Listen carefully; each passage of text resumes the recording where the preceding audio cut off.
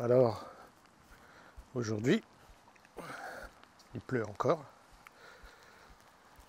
mais j'ai prévu de vous parler de deux choses. D'une part, enfin, c'est presque une seule et même chose, mais du pied, de l'importance du pied et des réflexes du pied, de l'importance du pied sur la santé, sur la posture, et parallèlement, ça va un peu avec les travaux de Cathy Bowman, la célèbre biomécanicienne américaine, Cathy Bowman. Alors pourquoi je dis que ça va un peu avec? Parce que j'ai découvert, on pourrait dire en quelque sorte, l'importance du travail sur le pied. Alors pas avec Cathy Bowman, mais les travaux de Cathy Bowman m'ont permis d'aller beaucoup plus loin dans ce que je connaissais sur le sujet, en fait. Euh, je vais vous expliquer un petit peu tout ça. Euh, bon, le pied, ma première rencontre au niveau du pied, c'est parce que quand j'étais enfant, ma mère a suivi une préparation à l'accouchement pour, je ne sais pas lequel de mes frères, mais je ne pense pas que c'était pour moi. En tout cas, vu qu'on habitait à Paris, je suis né. Alors, je ne suis pas né à Paris parce que mes parents étaient en vacances quand je suis né, mais sinon, j'ai toujours habité à Paris. Comme j'ai été un petit peu en couveuse, en chambre chaude pendant 2 mois, j'ai passé mes 2 premiers mois à l'hôpital, sur le lieu où mes parents étaient en vacances. Alors, mon père devait retourner travailler et ma mère devait attendre de pouvoir me récupérer. Et c'était 2 mois après ma naissance. Et ensuite, mon père a pris la voiture et nous a ramenés sur Paris. Bref. Et elle faisait ça avec la fameuse Thérèse Bertherat, qui est kinésithérapeute et qui travaillait avec Françoise Mézières, qui était une élève de Françoise Mézières et qui a popularisé le travail de Françoise Mézières. Françoise Mézières, c'est la première personne au monde qui a parlé des chaînes musculaires. C'était une kinésithérapeute. Et en particulier, sa grande découverte, c'est la chaîne musculaire postérieure. Donc c'est la première qui a dit en kinésithérapie et donc en thérapie manuelle, il faut travailler de manière globale. Alors évidemment, il y en a qui vont dire ouais, l'ostéopathie, ça a plus de 150 ans et tout. Enfin, à l'époque, 100 ans. C'est vrai, mais dans la médecine classique, c'est la première qui a donné des évidences sur l'importance de travailler en globalité. Et dans la méthode Mézières, il y a un exercice majeur au niveau du pied, c'est le massage des pieds à la balle. À l'époque, ça se faisait avec une balle de tennis. Donc en gros, on vous demande d'observer votre souplesse. En général, on fait le truc de penchez-vous en avant, observez jusqu'où sans forcer vos doigts peuvent aller. Vous voyez le test classique. Et puis ensuite, on masse le pied pendant quelques minutes avec une balle de tennis, en étant la plupart du temps debout. Et puis on observe ensuite les changements quand on se rebaisse en avant et en général c'est extrêmement parlant. Il y a des gros changements. On a vraiment le côté, c'est ça qui est intéressant, le côté du pied où on a massé, c'est étendu jusqu'au bout des doigts, le corps s'est allongé. Donc ça c'est absolument génial. Et moi, j'ai très jeune commencé à pratiquer cette technique. D'ailleurs c'était la première technique d'automassage que j'ai appris, c'est l'automassage du pied que j'ai pratiqué de nombreuses années. Une grande partie de ma vie, j'avais une balle de tennis, puis après une balle de massage plus adéquate pour ça, au pied de mon lit.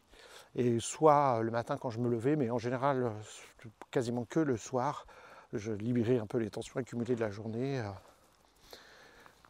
les éventuelles tensions accumulées dans la journée par massage du pied. Alors 1 minute par pied, rapidement, c'était fait tous les jours. Voilà.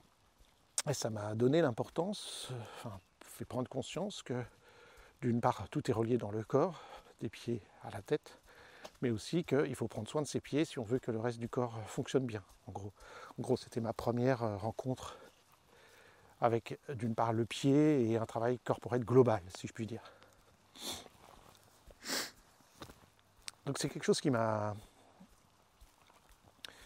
beaucoup intéressé. Et puis, il y a, je dirais dans les années 2000, dans les années 2010, j'ai découvert le travail de Christophe Cariot avec les automassages à la balle, au ballon, au bâton et au rouleau surtout, pour tout le corps. Voilà. Et j'ai découvert que...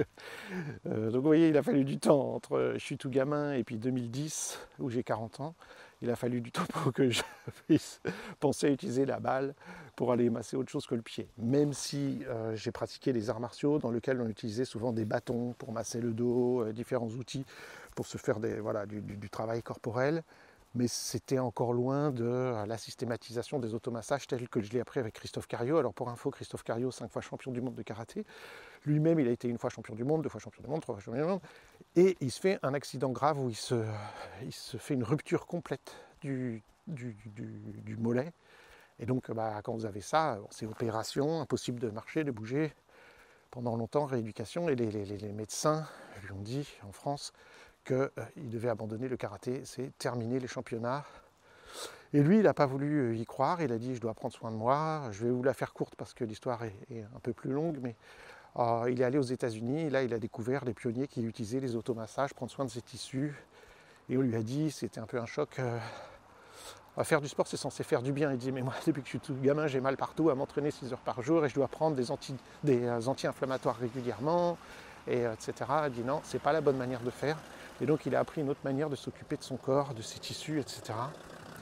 Et il a ensuite importé ce travail des automassages en France. Il a écrit un livre extraordinaire qui s'appelle Un corps sans douleur, dont c'est la 2e édition maintenant qui est revue augmentée par rapport à celle que j'ai connue à l'époque en 2010. J'ai trouvé son travail absolument génial. Et il n'y a pas que les automassages, il ne faut pas réduire le travail de Christophe aux automassages, mais c'est lui qui a importé, qui a fait connaître ça en France largement, qui a communiqué sur Internet, par sa chaîne YouTube et tout un forum extraordinaire à l'époque, etc. Et donc j'ai invité Christophe Cario parce que c'était complémentaire avec ce que j'étais en train de mettre au point à l'époque, l'IMP, puis tout ce que je faisais déjà dans mon cabinet, les techniques manuelles que je connaissais, etc. Donc j'ai rencontré Christophe Cario, il m'a appris des tas de choses sur les automassages qu'on a inclus dans l'IMP, et pour des tas de raisons liées au réflexe de libérer des tensions qui empêchent les réflexes de s'intégrer.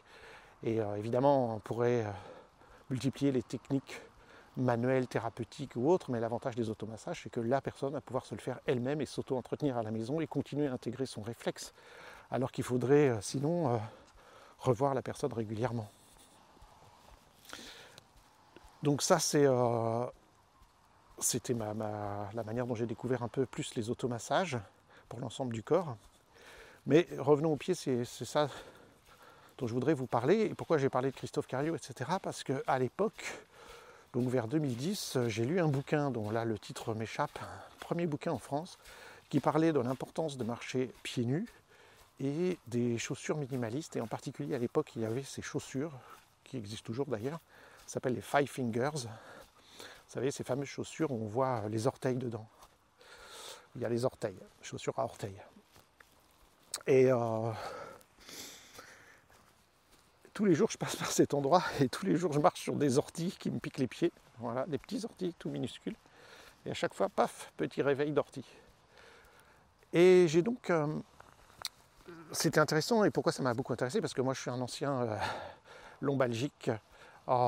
Et l'auteur disait qu'il a soigné entre guillemets ses mal de dos en abandonnant les chaussures classiques et en passant par les chaussures minimalistes. Ça me parlait beaucoup parce que quand j'étais gamin, jusqu'à un âge très avancé, mes parents devaient toujours me forcer pour mettre des chaussures. Je ne voulais pas mettre de chaussures, je voulais toujours être pieds nus, aller dehors pieds nus, même dans Paris pieds nus.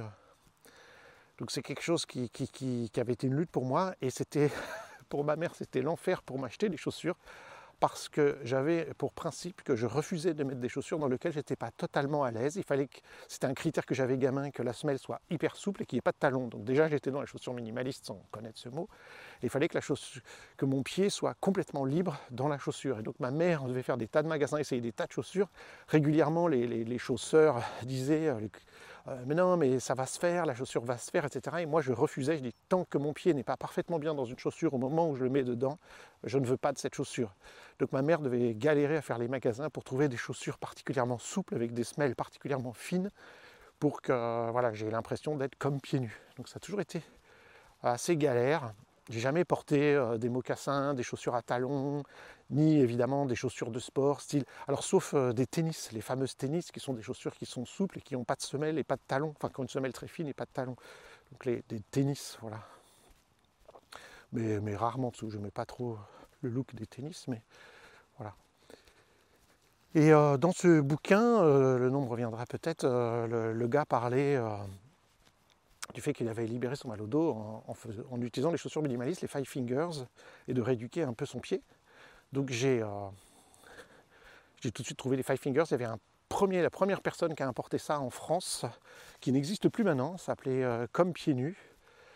C'était des chouettes types, je suis allé les rencontrer, etc. On a un peu bossé ensemble, réfléchi par rapport à ce que je faisais, etc. Puis j'ai eu une collection de paires de Five Fingers, d'ailleurs j'ai pu avoir des prix, puisque j'ai fini par connaître les types.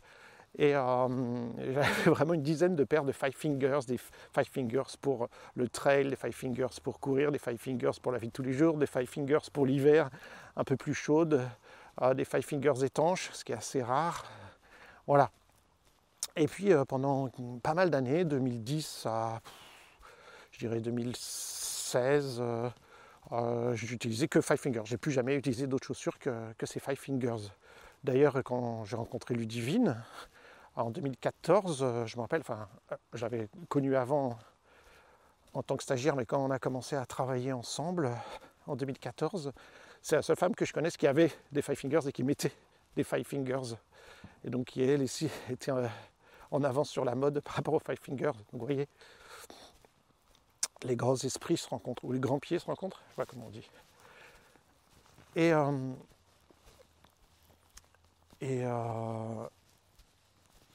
ça m'a fait effectivement beaucoup de bien, cette histoire-là, d'utiliser les Five Fingers et les chaussures minimalistes, même si pourtant j'utilisais toujours des chaussures qui étaient relativement fines. Alors il y en a qui connaissent peut-être la mode à l'époque, c'est un truc de vieux, ça s'appelait les chaussures bateau. Voilà, la plupart de mon enfance et de ma plutôt adolescence et jeune adulte, je mettais des chaussures bateau aux grandes dames de mes copines. Apparemment c'était un truc de papy. Maintenant je ne sais pas si ça existe encore, les chaussures bateau, chaussures assez souples avec des semelles assez fines et un talon assez modéré, voire pas du tout. Et parallèlement, bien avant ça, vers les années 2005, j'ai entendu parler des travaux de Cathy Bowman. Ça, c'est très important. Les travaux de Cathy Bowman, qui est une biomécanicienne américaine, donc spécialiste de la biomécanique du corps humain, comment ça fonctionne, la posture, la marche, le périnée, l'alignement corporel, le bassin, tout un tas de choses, justement, l'architecture du pied, tout un tas de choses. Et j'ai entendu parler de Cathy Bowman par mes amis Paul et Gail Denison, les créateurs de l'éducation kinesthésique, avec lesquels je suis toujours en contact de nos jours. Et donc c'est une amitié qui remonte à quasiment 40 ans maintenant, qui est toujours vive. J'ai eu la chance de travailler avec eux, d'aller habiter chez eux. Eux, ils sont venus chez nous en France, donc c'est depuis quasiment 40 ans une amitié avec Paul et Gail Denison et tout le travail qu'ils proposent. Et la chance d'avoir pu pendant des décennies enseigner toute leur formation, leurs cours et d'être leurs représentants francophones pour la France, la Belgique, la Suisse de leur travail et de former les professionnels et les instructeurs en éducation kinesthésique Brain Gym pendant de nombreuses années, jusqu'à temps que je prenne ma retraite de l'éducation kinesthésique pour me consacrer à partir de 2016 100% à l'IMP. Ils m'ont parlé du travail de Cathy Bowman. Il y a une petite anecdote amusante, c'est que c'était la bonne vieille époque des DVD où vous vous intéressiez par exemple au yoga, etc. C'était un peu avant Internet, ou la popularité d'Internet en tout cas, et de YouTube, avant que YouTube n'existe. Et vous vous intéressiez, je ne sais pas, au yoga, vous pouviez acheter... Internet existait, mais c'était pas comme maintenant. Vous intéressiez au yoga, vous pouvez acheter, je l'avais fait d'ailleurs, des coffrets de DVD de yoga. J'avais une spécialiste américaine du yoga, j'avais un coffret de 50 DVD. J'ai regardé que le premier. Et des années après, j'ai tout revendu, mais j'ai fait que le premier. Mais voilà, vous pouvez acheter des coffrets sur différentes choses, vous entendiez parler, puis ils vendaient les DVD sur les massages, le yoga, le tai chi, etc. Le bon vieux temps des DVD. Et Gail Denison entend parler des travaux de cette biomécanicienne Cathy Bowman qui faisait des DVD sur le corps, le mouvement, la posture, etc. Évidemment, étant créateur du Brain Gym, toujours à s'informer de tout ça. Et elle devient passionnée par le travail de Cathy Bowman et il commence à intégrer 2-3 petites notions sur tenir debout, les genoux, la posture, etc. dans le Brain Gym. Il commence à en parler dans les séminaires et à montrer 2-3 trucs qui viennent du travail de Cathy Bowman et qui étaient hyper complémentaires et intéressants par rapport à ce qu'on enseignait à l'époque en Brain Gym. Et ça m'a particulièrement parlé, ce travail-là. Alors pour l'anecdote, c'est ça que je voulais dire. Un jour, c'est vaste les États-Unis. Les Denison habitent toujours d'ailleurs en Californie et ils contactent après quelques années à suivre toute la formation via DVD avec Cathy Bowman. Ils la contactent en disant voilà, on est les créateurs du Brain Gym et tout, on trouve ce que vous faites c'est génial, on devrait bosser ensemble. Et je vous promets que c'est vrai. Ils découvrent qu'ils habitent dans la même rue et que Cathy Bowman faisait tout son business, etc. dans la même rue. Alors, il faut savoir qu'aux États-Unis, les rues font plusieurs kilomètres. Donc effectivement, c'était à plusieurs kilomètres, mais dans la même rue, ou en tout cas dans la même ville, même si c'est plusieurs kilomètres. Donc voilà pour l'anecdote très amusante. Alors ensuite, Cathy Bowman a déménagé pour suivre en accord avec ses idées en pleine nature, en pleine campagne isolée. Mais voilà, l'idée très très drôle. Et donc, Cathy Bowman s'est fait connaître par ses DVD, mais surtout par un blog, et là ça vaut le détour. C'était aussi la bonne vieille époque, donc comme je vous le disais, des débuts un peu d'Internet et des blogs. Et pour ceux qui connaissent, à l'époque il y avait des blogs, donc des articles que les gens écrivaient sur différents sujets, des blogs sur vous étiez avocat, vous pouviez tenir votre blog en tant qu'avocat. Il y en avait eu en France qui était un succès phénoménal, un médecin qui peut tenir un blog, enfin bref, différentes personnes peuvent tenir un blog. Et elle a créé un blog, donc des articles quasiment quotidiennement autour de son métier de biomécanicienne, de comment fonctionne l'être humain, la marche, la bipédie et beaucoup d'autres sujets.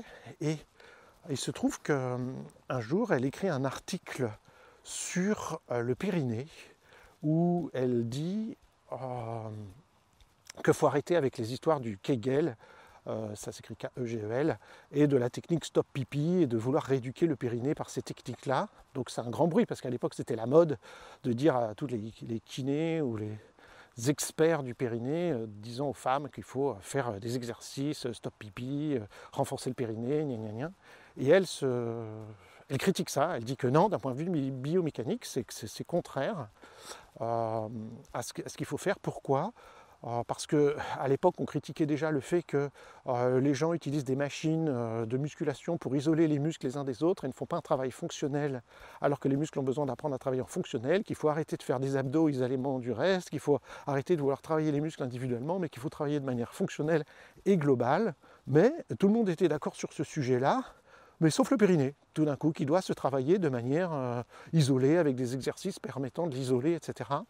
Et elle, en tant que biomécanicienne, a dit non, c'est une hérésie, c'est pas ça qu'il faut faire. Donc elle a écrit ça, et ce billet de blog a été, comme on disait, republié ou partagé sur d'autres blogs de gens connus. Et du coup, ça a fait des centaines de milliers de vues, son article, et son blog à Cathy Bowman est devenu extrêmement populaire et a été pendant plusieurs années un des 10 blogs les plus lus aux États-Unis, autrement dit les plus lus au monde. Parce que c'est un blog extrêmement pédagogique sur la santé, la biomécanique et des sujets dont personne ne parlait, sur la marche, le pied, vous voyez là où je veux en venir, l'importance du pied, de marcher pieds nus, de ne pas utiliser des chaises, de ne pas utiliser de lit, des tas de choses, et en expliquant en termes extrêmement clairs, simples, tout en étant fondé sur des choses scientifiques et sur la recherche scientifique. Donc validé. Et voilà, ce blog est devenu extrêmement populaire. Puis elle a fait ses DVD, puis plus tard des cours en ligne, et puis des cours en présentiel. Et surtout, elle a écrit ensuite, elle a publié d'ailleurs des billets de blog dans un premier bouquin qu'elle a fait. Puis ensuite, elle a écrit un premier bouquin pour les femmes sur les pieds, comment on fait souffrir les femmes avec les chaussures. Et les femmes souffrent des pieds, de déformation des pieds, des oignons, des machins à cause des chaussures. Et elle a donc écrit un premier livre là-dessus.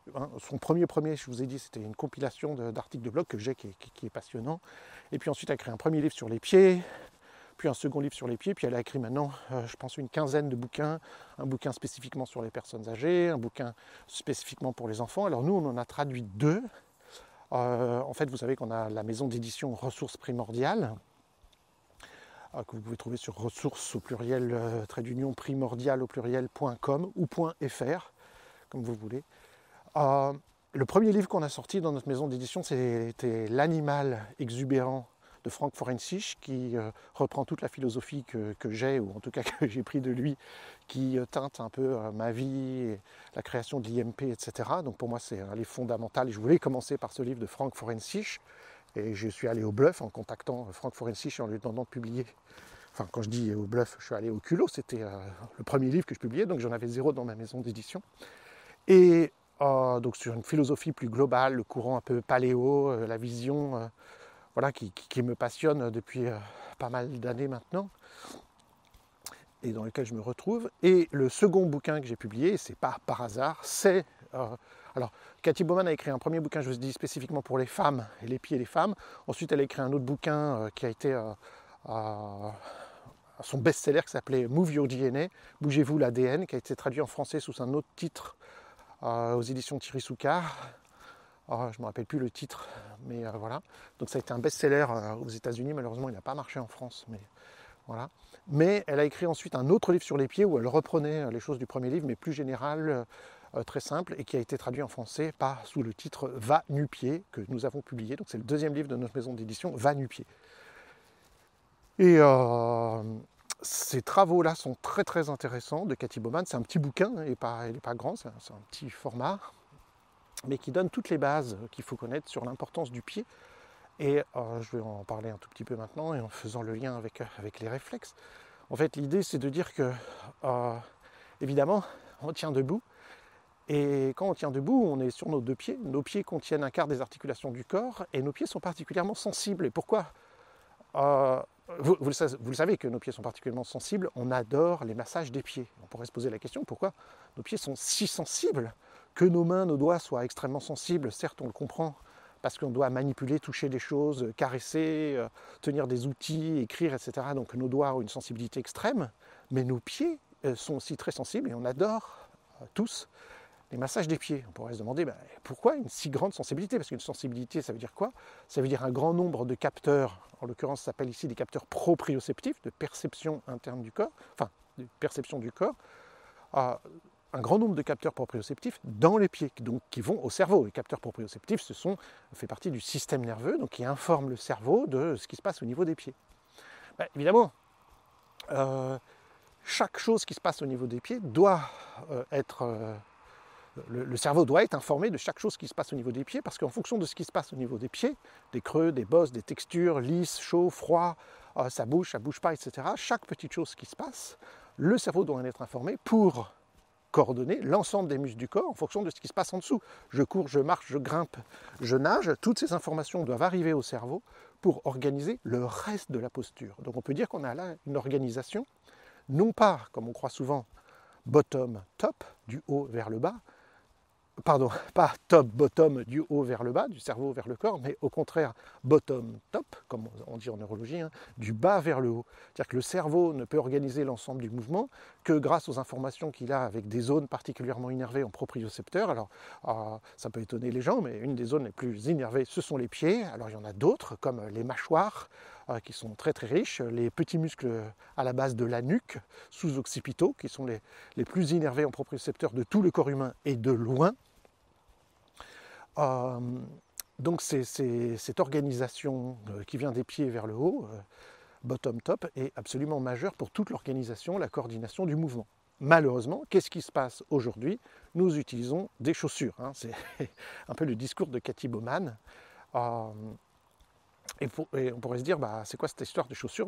Je l'ai déjà évoqué dans un podcast précédent, mais les chaussures ne sont qu'un instrument de mode aujourd'hui, et se sont généralisées que très récemment, fin du 19e siècle et 20e siècle, la chaussure s'est généralisée. Avant, soit les gens étaient des va-nu-pieds, et seuls les riches avaient des chaussures, et je l'avais déjà dit, les riches avaient des chaussures pour montrer justement inconfortables volontairement, ou des grosses plateformes, ou des gros talons, etc., pour montrer que c'est un ustensile pour faire beau, et que justement, nous n'avons pas besoin de travailler au champ, nos femmes n'ont pas besoin d'aller au champ, c'est pour ça qu'elles mettent ces chaussures-là, nous non plus, on a des serviteurs qui nous apportent ce dont on a besoin, nous n'avons pas besoin de marcher, on a même des chaises à porteurs, si on est vraiment des grands nobles ou des rois, etc.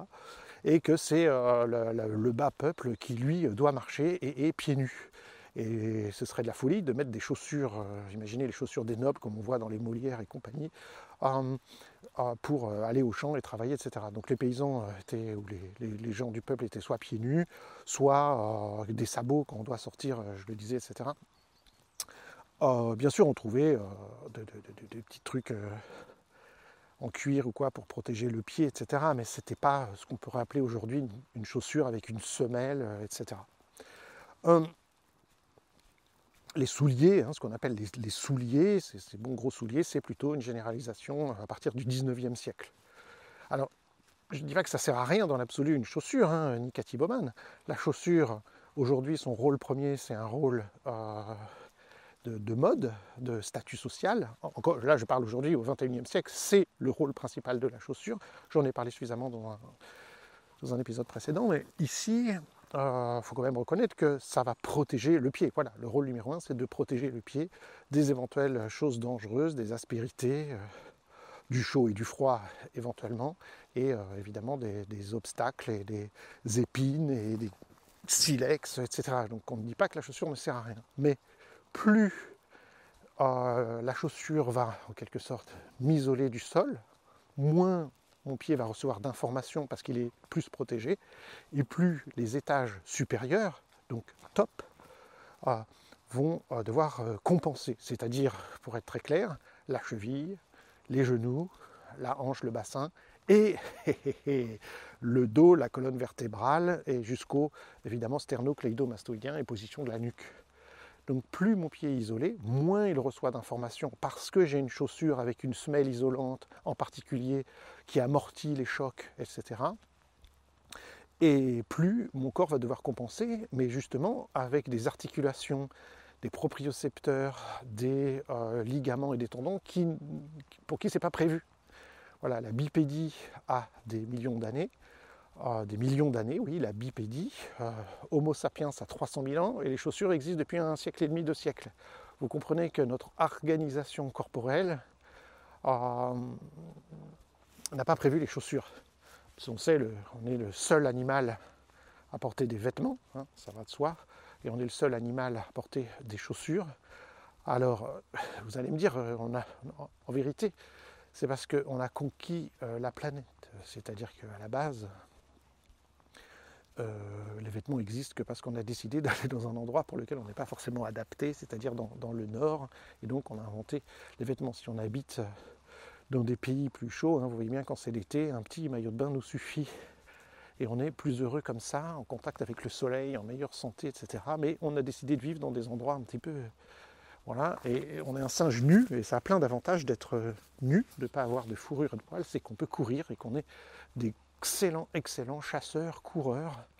On peut courir pendant des heures et des jours, et ça ne peut se faire que parce qu'on a développé, c'est une spécificité chez nous, la transpiration, et qu'on n'a pas de fourrure. Et ça nous a donné un avantage énorme sur la planète. On est le 3e plus grand coureur de la planète, qui est capable de faire le plus longue distance. Le premier étant le loup, qui peut courir des jours d'affilée et faire des centaines de kilomètres, plus d'une centaine de kilomètres par jour à courir. Le second animal qui peut courir la plus grande distance en durée, c'est le cheval.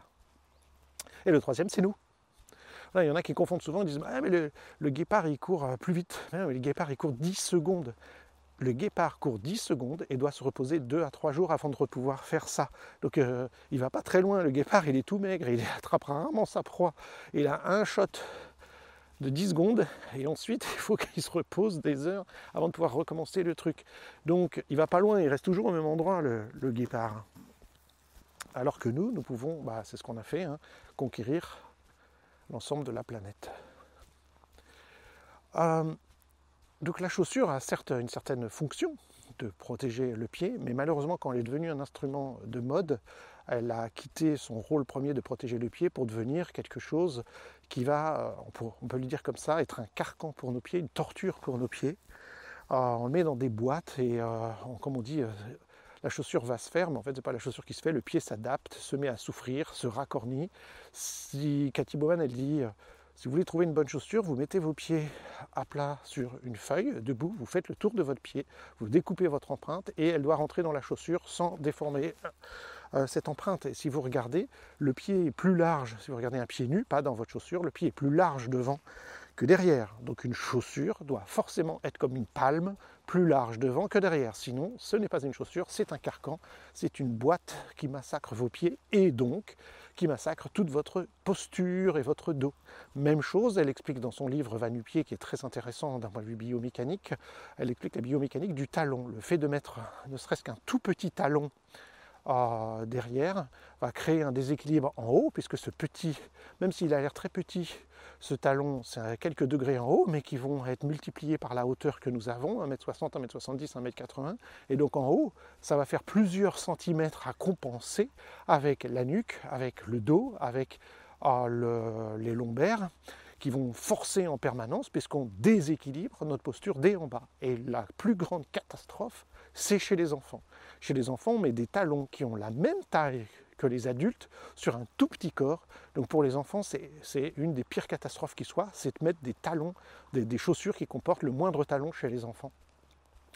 Donc Cathy Bowman explique tout ça en termes très très scientifiques, en tant que biomécanicienne. Et donc l'importance de porter des chaussures minimalistes. Je vais parler des réflexes dans un instant, et des réflexes du pied, etc. Mais la chaussure minimaliste, elle a 3 critères majeurs. 1, la semelle doit être extrêmement souple, c'est-à-dire qu'on doit pouvoir prendre la chaussure et la rouler complètement. Comme elle dit, comme un rouleau de cannelle, je peux complètement rouler comme une crêpe ma chaussure, de la pointe vers le talon. La chaussure est parfaitement souple, c'est la première chose. Deuxième chose, il y a ce qu'on appelle un zéro drop, c'est-à-dire 0 talon. C'est la même hauteur depuis l'avant-pied jusqu'au talon, l'arrière-pied. Et le troisième critère, c'est que la chaussure doit suivre le contour du pied, donc doit être plus large devant que derrière. Alors, je pourrais parler encore très longtemps de tout ça. Sachez que bref, aujourd'hui, toutes les marques de chaussures de sport ont créé des chaussures minimalistes en disant nanana pour s'entraîner, c'est-à-dire que c'est eux qui ont massacré nos pieds, qui ont inventé les chaussures qui massacrent les pieds dans les années 70 et 80 et qui, sous la science, a décidé de modifier les choses par l'influence non pas de Cathy Bowman, mais de Cathy Bowman et tous les gens qui ont commencé à dire l'importance du minimalisme. Et donc ils ont tous maintenant une gamme minimaliste. Et puis il y a plusieurs chausseurs de marques de chaussures minimalistes, en plus de celles dont j'ai parlé, les Merrell, il y a les Merrell, les Five Fingers, et maintenant il y a plein de marques partout. Alors souvent de mauvaise qualité, souvent moyennement intéressantes et surtout extrêmement chères, et profitent de la situation des chaussures minimalistes pour dire qu'on n'en fait pas beaucoup, c'est artisanal, ceci, cela, et d'avoir des prix démentiels, c'est-à-dire 130, 150 € la chaussure, alors que voilà, ça vaut pas du tout ce prix-là. Nous, j'en profite pour faire la pub sur Ressources Primordiales, on a la meilleure chaussure minimaliste du monde, même si elle n'est pas un super look. On ne peut pas faire mieux, c'est le top du top, ça s'appelle les Skinners, S-K-I-2-N-E-R-S, Skinners, qui est en fait une chaussure. On ne peut pas faire mieux, c'est le truc le plus génial, c'est juste une sorte, vous imaginez une chaussette, et cette chaussette est renforcée par une matière un peu synthétique et spéciale au niveau de sa semelle, donc vous avez vraiment l'impression d'être en chaussette. Vous pouvez marcher en chaussette, mais ces chaussettes sont en fait des chaussures qui permettent de marcher et de courir au moins pendant 800 km. Donc vous pouvez aller sur tout terrain, ça va même dans l'eau, la mer, etc. Vous avez vraiment l'impression d'être pieds nus. C'est pas la même chose néanmoins en termes de sensation. Personnellement, je suis pieds nus la plupart du temps, mais quand j'ai besoin d'aller en ville, un endroit où c'est gênant d'être pieds nus, et je dois protéger mon pied, j'ai toujours avec moi, dans une poche ou dans un sac, une paire de Skinners au cas où.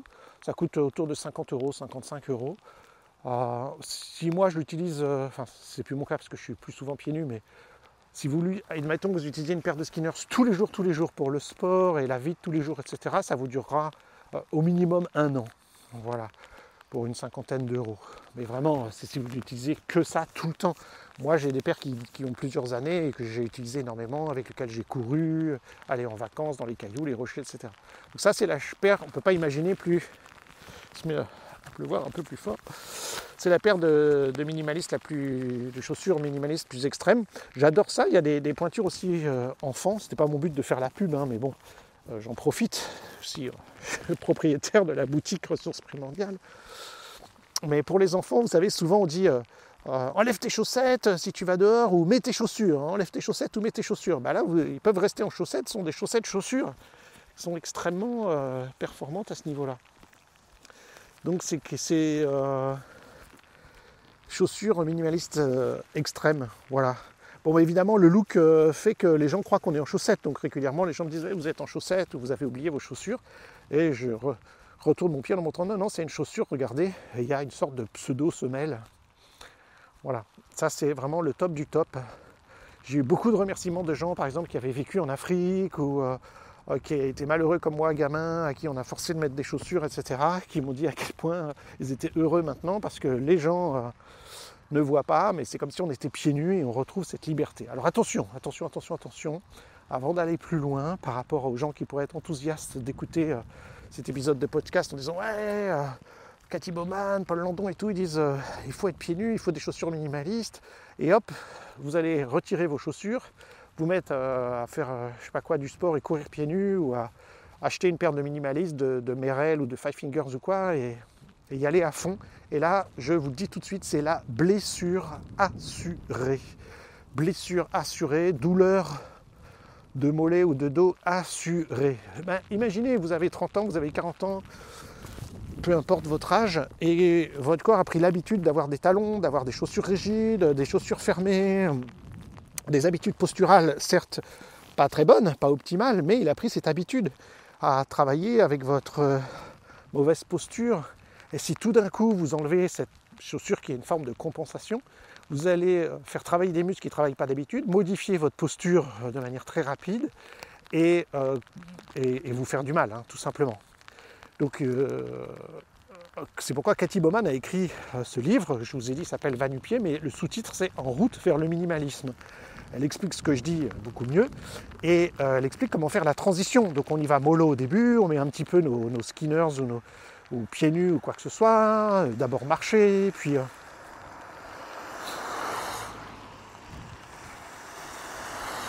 laisse passer les voitures. D'abord marcher, puis éventuellement courir un petit peu, quelques minutes. Si par exemple vous courez avec vos chaussures habituelles, puis à la fin de l'entraînement, par exemple, admettons vous courez 40 minutes, vous faites 30 minutes avec vos chaussures habituelles, puis après vous faites 10 minutes avec vos skinners, ou vos Five Fingers, ou vos Merrell, ou vos chaussures minimalistes, ou évidemment encore mieux, pieds nus. Et surtout, elle propose dans son livre des exercices hyper simples, donc j'ai fait des vidéos, donc quand on achète le livre, on a accès aux vidéos. Seuls les gens qui ont acheté le livre peuvent accéder aux vidéos. Je crois que vous les trouvez aussi, ces vidéos que j'ai faites en partie. Si vous allez sur ressourcesprimordiales.com, vous avez un endroit qui doit s'appeler webinaire ou un truc comme ça. Et on a des webinaires qui sont payants. Et celui-ci, c'est un webinaire, je crois, de 7... c'était sur une semaine que j'avais fait la progression et qui est gratuit. Celui-ci est gratuit, donc vous pouvez le mettre dans votre panier, aller au système de paiement et c'est gratuit et vous aurez accès à des vidéos. Alors ça parle pas que... Il n'y a pas que les exercices du livre du Cathy Bowman, il y a tout à fait autre chose, mais je crois qu'il y a à peu près tous ceux du livre qui sont faits en vidéo. Sauf erreur de ma part, mais voilà.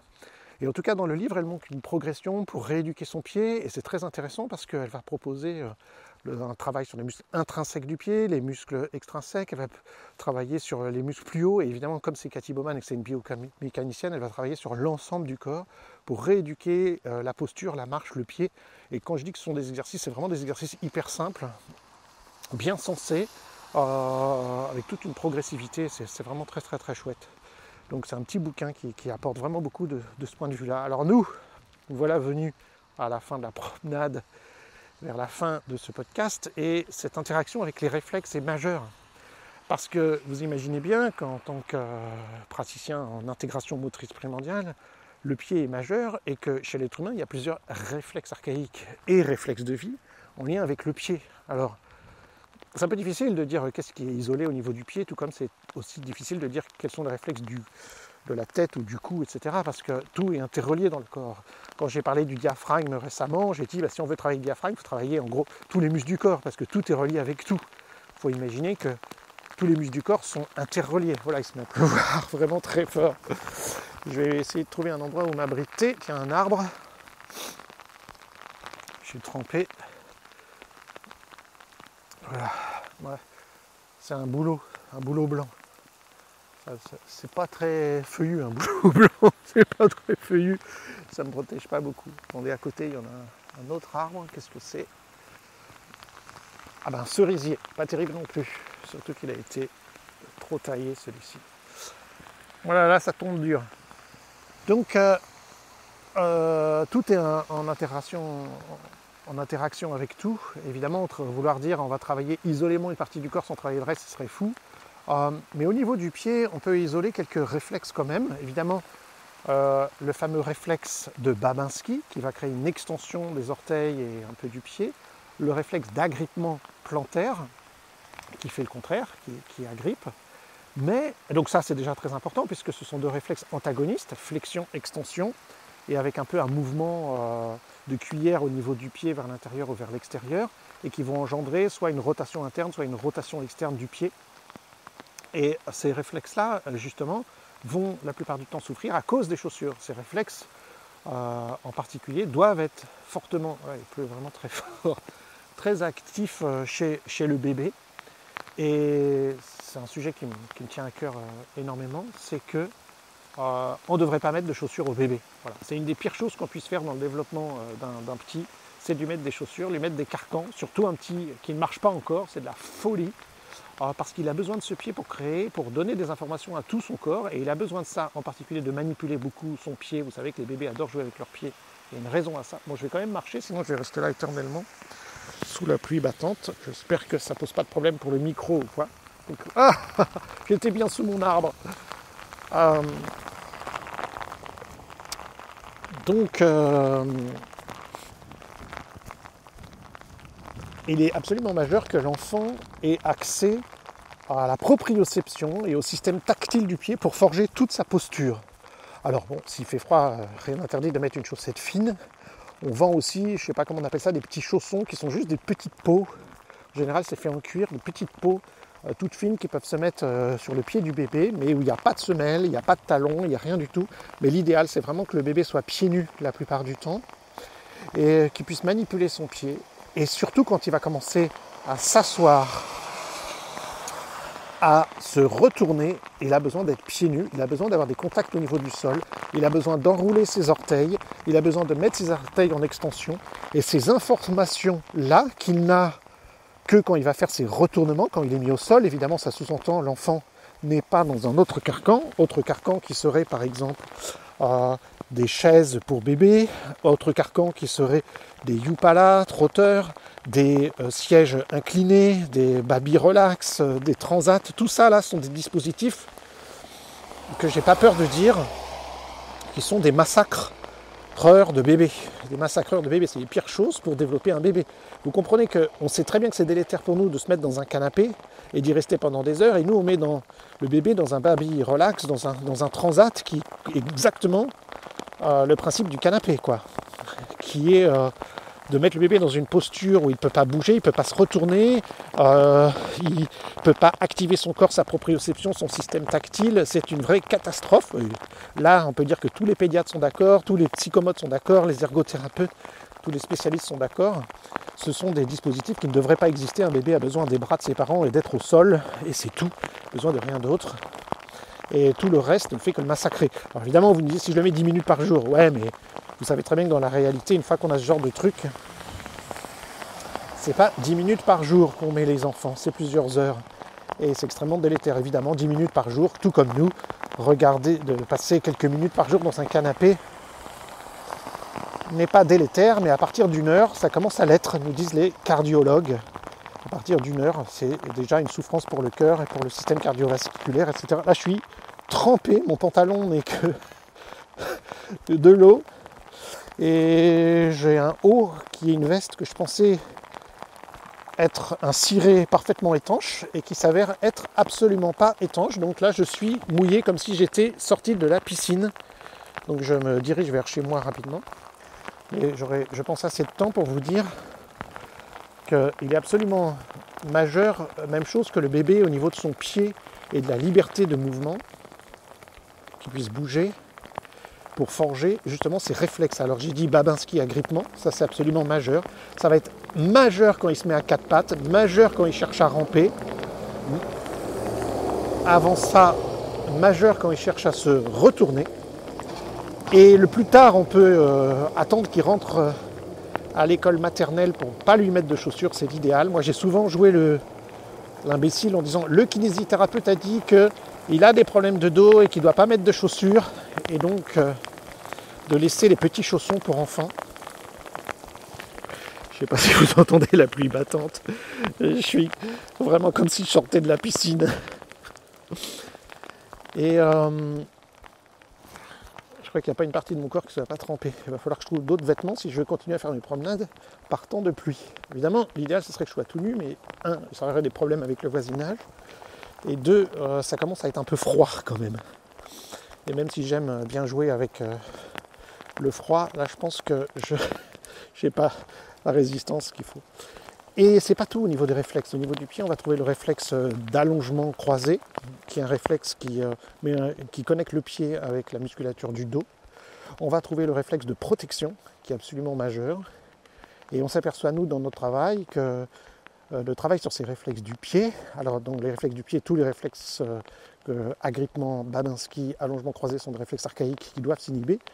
Laisser place à un réflexe de protection. Alors c'est un peu compliqué le réflexe de protection, il faudrait faire un podcast entièrement dessus, mais le réflexe de protection est un réflexe de vie qu'on doit garder, mais il ne doit être actif qu'à 10%, nous disent les experts, qui nous permettent de tenir debout. C'est ces 10% de tonus musculaire qui nous permettent de tenir debout. Or, en état de stress, il va s'activer à plus que 10% et créer des réactions de fuite, de lutte, de figement, de tension corporelle. Et une des meilleures manières de libérer le stress, c'est un peu le but de tout cet épisode de podcast, c'est de prendre soin de nos pieds. Le stress va principalement, le stress physique, le stress émotionnel, se loger dans la partie inférieure du corps. Pourquoi ?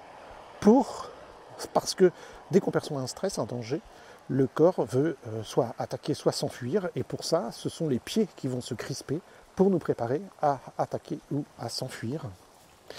Et donc, pour nous, en IMP, en intégration motrice primordiale, on prend soin des pieds pour une histoire de posture, pour une histoire de dos, pour une histoire de bien marcher, d'être à l'aise dans nos mouvements, notre coordination corporelle globale, mais aussi parce que c'est au niveau du pied, du tendon d'Achille en particulier et du mollet, que viennent se loger la plupart des stress physiques et émotionnels qu'on accumule dans la vie. Et donc, pour terminer sur quelque chose de sympa, prendre soin de ses pieds, c'est prendre soin de sa posture, mais aussi de son stress, j'ai pas peur de le dire, émotionnel, qui peut s'accumuler dans les tissus du corps et en particulier dans la chaîne musculaire postérieure que Thérèse Berthora a découverte. Et donc ce fameux automassage du pied à la balle est majeur, et pas que ça. Évidemment, en IMP, on a beaucoup de techniques, dont les mobilisations primordiales et beaucoup d'autres automassages pour travailler sur cette région-là, sans parler du fait qu'on va intégrer ces différents réflexes au niveau du pied qui vont avoir un impact sur la posture et sur notre manière à gérer le stress. Bon, bah là, je suis tellement trempé que je crois que je vais aller prendre une douche et je vous dis à demain.